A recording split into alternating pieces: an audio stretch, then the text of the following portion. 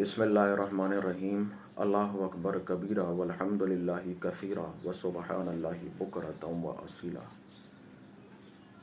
روحانیت سے دلچسپی انسان کے لیے ایک بہت ہی اہم معاملہ ہے۔ بہت سے لوگ روحانیت سے دلچسپی رکھتے ہیں، لیکن روحانیت کی دلچسپی کے ساتھ ساتھ وہ عملیات کے راستے پہ چلے جاتے ہیں۔ میں نے اپنی ایک ویڈیو کے اندر دونوں کی بڑی بھرپور وضاحت کی ہے کہ دیکھیں روحانیت کیا ہے اور عملیات کیا ہے اور ان دونوں میں فرق کیا ہے۔ تو آج میں جو آپ کو بتانے جا رہا ہوں وہ روحانی دائرے کے حوالے سے ہے۔ روحانی دائرہ صحبت، انسان جب کسی بزرگ کے قریب آتا ہے تو وہ اس پر کیسے چیزیں اثر انداز ہوتی ہیں۔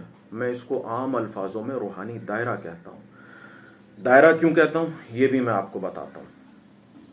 جب کوئی انسان کسی ولی کامل، کسی صوفی، کسی درویش، کسی بزرگ کے پاس آتا ہے تو جب وہ ان کی صحبت یعنی کہ ان کے قریب آتا ہے تو اسے ان کے قریب آنے سے چیزوں میں بہتری کا احساس ہوتا ہے۔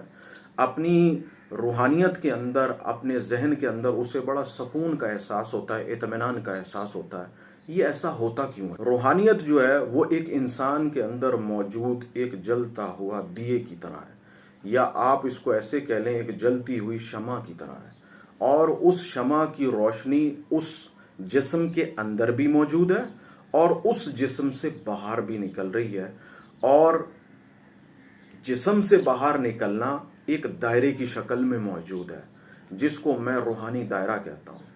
جب بھی کوئی انسان اس روحانی دائرے کے اندر آئے گا، اس بزرگ کی صحبت کے اندر آ جائے گا تو اسے اپنے اندر، اپنی ذات کے اندر، اپنی نفسیات کے اندر، اپنے ظاہر اور باطن کے اندر بڑی ہی تبدیلیاں محسوس ہونے لگیں گی، اور جس طرح وہ ان کی صحبت اختیار کرے گا وہ اس روشنی سے جو اس بزرگ کے اندر موجود شمع جل رہی ہے اس سے فیضیاب ہونا شروع ہو جائے گا۔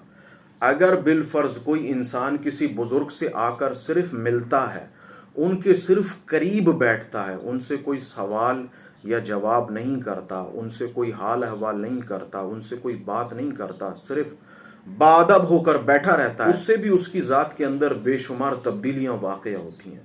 وہ اپنے اندر بڑی بہتری محسوس کرتا ہے، اور اس محسوس کرنے کا جو معاملہ ہے وہ وہی روحانی دائرہ ہے۔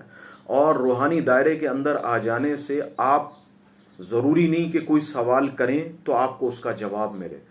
جتنی آپ اس دائرے کے اندر روشنی کو اپنے اندر جذب کر سکیں گے اتنی آپ کے اندر تبدیلی واقع ہوگی۔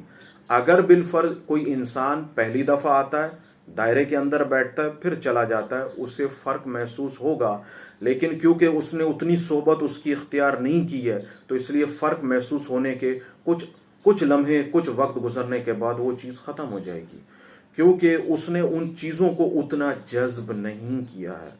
تو جو انسان جتنی صحبت اختیار کرے گا اتنا اسے فائدہ ہوگا۔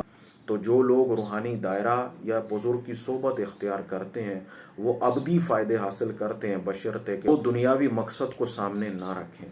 اللہ تعالیٰ کی بارگاہ میں عاجزانہ دعا ہے کہ اللہ تعالیٰ ہمیں ایسے بندوں کی صحبت نصیب فرمائے، ایسے بندوں کا تعلق نصیب فرمائے، اور یہ تعلق جو ہمارا ان کے ساتھ منسلک ہو وہ کوئی دنیاوی مسئلہ، کوئی دنیاوی معاملہ یا کوئی دنیاوی حاجت نہ ہو، بلکہ ابدی معاملہ، ابدی فضیلت اور ابدی سوچ کو رکھ کر انسان ان چیزوں میں داخل ہو تو اور ابدی فائدے حاصل کرے۔ آمین ثم آمین۔